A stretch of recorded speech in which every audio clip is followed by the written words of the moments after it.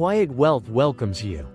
Today I want to talk about something that can quietly change how you see money, work, and your future, if you understand it clearly and apply it patiently.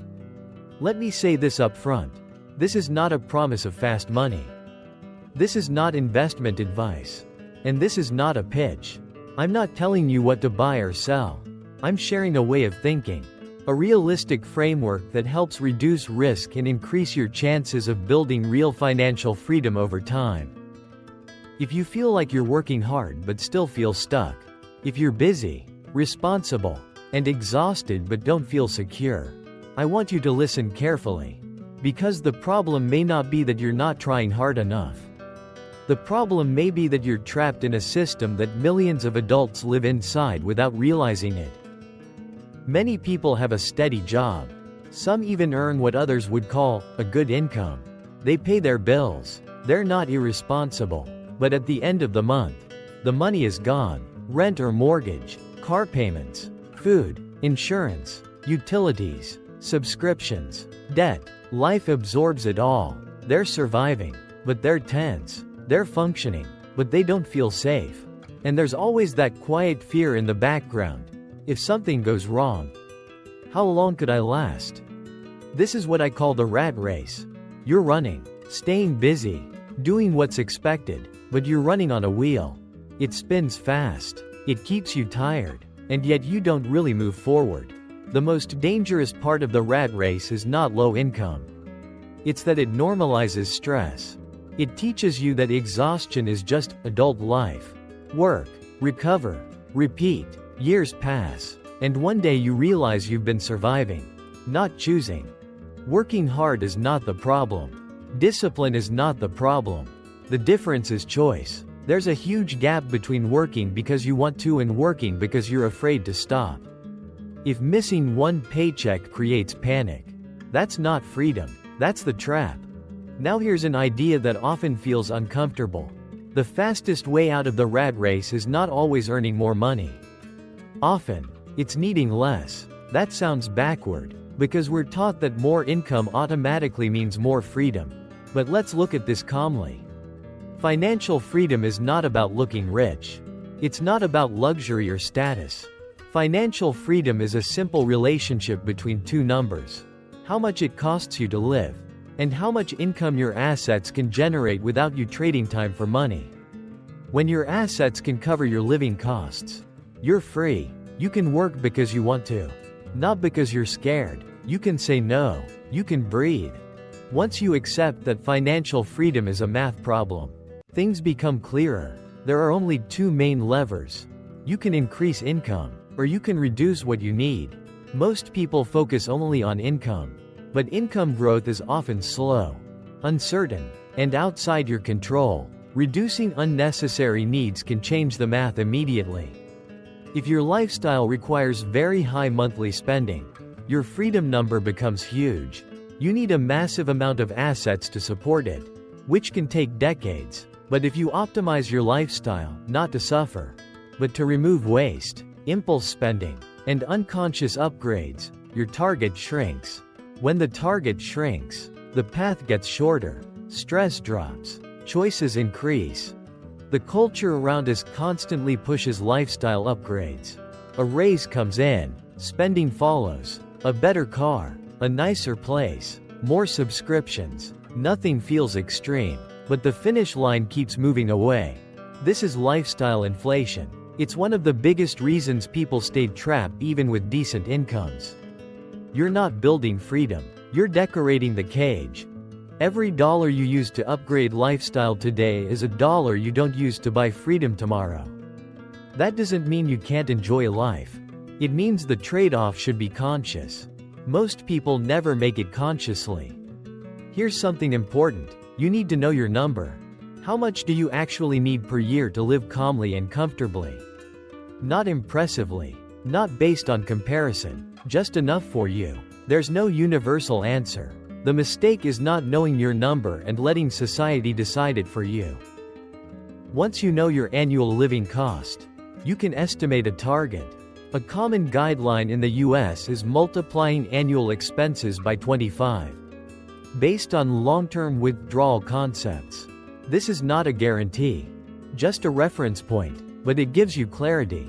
If you need less, your target drops. And when the target drops, freedom feels possible instead of abstract. This is where the idea of the freedom gap matters. The gap between your income and your spending is the engine. If you earn $80 and spend $78, you're stuck. If you earn $80 and spend $55, you have power. That gap allows you to build assets. Without it, investing becomes stressful or impossible. One of the biggest enemies of the freedom gap is consumer debt. Credit cards, lifestyle loans, expensive car payments, buy now pay later habits. This isn't about blame. Life is expensive, and emergencies happen, but debt reduces choice. It adds pressure, and pressure leads to bad financial decisions. This pressure is why many people get hurt in financial markets. They're not greedy, they're desperate. They feel like they need to win fast. They chase hype, react to headlines, buy in excitement, sell in fear. Emotion takes control, fees pile up, mistakes compound, and the cycle becomes even harder to escape. If you want to move toward freedom, a practical step is clearing the road. Reduce unnecessary debt, lower fixed monthly obligations, build breathing room. You can't build stability on a foundation that's sinking. Once you have a consistent gap, once you're not living paycheck to paycheck, you can start letting money work for you. A job trades time for money, and time is limited. Assets are different. Assets can produce income without requiring your constant presence. That's why asset building matters. In the US, many people use the stock market as a long-term asset building tool, especially through diversified approaches. This is not about predicting prices tomorrow. It's about ownership and patience. When investing is treated like speculation, it feels like gambling. When it's treated like long-term ownership with discipline, it becomes a tool. The advantage most people need is not brilliance. It's consistency. A simple plan you can stick to beats a complex plan you abandon. Regular investing over time, within your means, can be powerful, not because it's exciting, but because it's repeatable. Emotion is the real challenge. When markets rise, people feel smart. When markets fall, people feel hopeless. Both emotions are dangerous. The goal is steadiness, a system that doesn't depend on mood or headlines. Survival matters more than brilliance. You don't need one big win. You need to avoid big mistakes and stay in the game long enough for time to work. Yes, increasing income helps, but only if spending doesn't rise at the same speed. Each raise gives you a choice. Buy more comfort now, or buy more freedom later. That choice, repeated over time, shapes your future more than any single investment. Another powerful investment is in skills.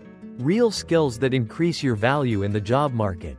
Communication, analysis, technical ability, leadership. Skills increase income in a way that's often more predictable than chasing high returns.